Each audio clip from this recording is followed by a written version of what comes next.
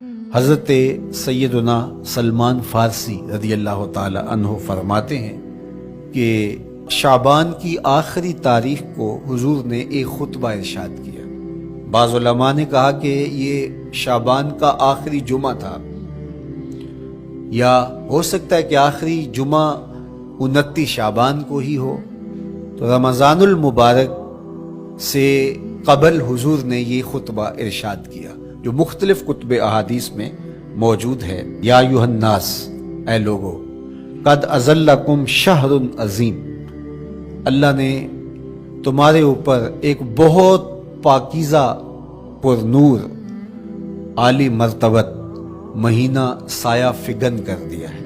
شہر فیہ لیلۃ خیر من الف شہر، اس مہینے میں ایک ایسی رات ہے جو 1000 مہینے سے بہتر ہے۔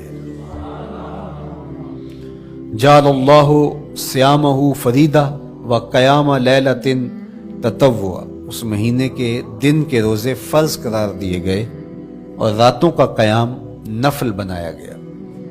تراویح کی صورت کے اندر راتوں کے قیام کا ماحول پیدا ہوتا ہے، صلاۃ اللیل پڑھی جاتی ہے، نوافل پڑھے جاتے ہیں کثرت کے ساتھ۔ یہ اس مہینے کی شانیں ہیں، یہ اس مہینے کی رونقیں ہیں۔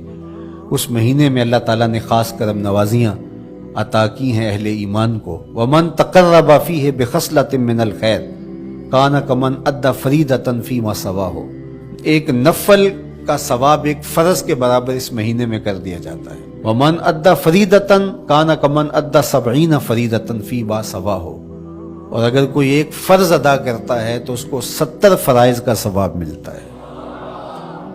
اس قدر نیکیوں کا اجر بڑھا دیا جاتا ہے، ان کی قیمت بڑھا دی جاتی ہے اس مہینے میں۔ اور پھر ارشاد فرمایا وَهُوَ شَهْرُ الصَّبْرِ، یہ صبر کا مہینہ ہے۔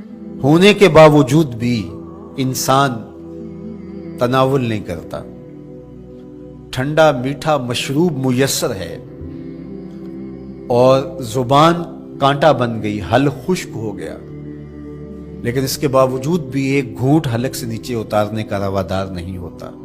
وضو کرتے بھی احتیاط کرتا ہے کوئی قطرہ آب حلق سے نیچے نہ ٹپک جائے، تو یہ صبر سکھاتا ہے۔ جب ہو بھی تو انسان اس سے گریز کرے، تو جب ہوگا نہیں تو پھر انسان صبر کا عادی بن جاتا ہے، تو یہ صبر کی عادت ڈالتا ہے۔ یہ شہر الصبر ہے۔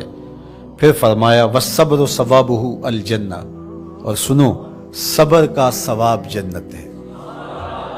جو شخص صابر ہوتا ہے اس کا صلہ جنت کی صورت میں عطا کیا جائے گا۔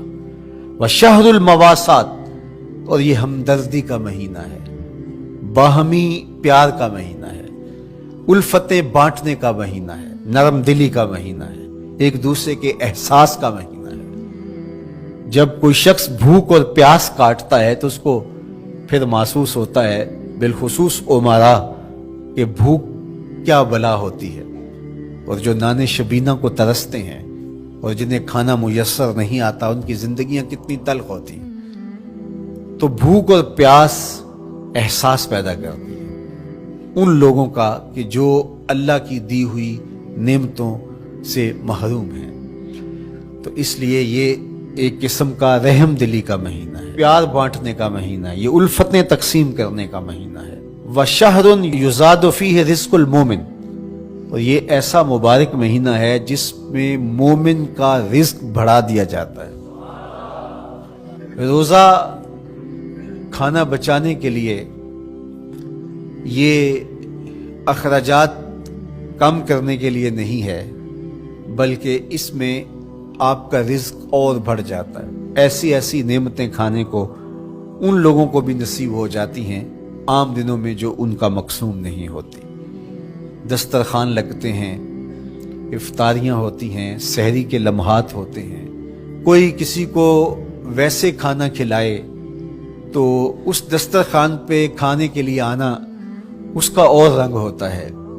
لیکن افطار کا دسترخوان جب بچھتا ہے اور لوگ جب اس کے اوپر آتے ہیں، امیر بھی آتے ہیں، غریب بھی آتے ہیں، تو اللہ کی دی ہوئی نعمتیں جو دسترخوان پہ پڑی ہوتی ہیں ان کو اٹھاتے ہیں، کام و دہن کی تسکین کا سامان کرتے ہیں، इज्जत नफ्स भी मजरू नहीं होती और तरह तरह की नेमतें खाना भी दस्तयाब हो जाती हैं।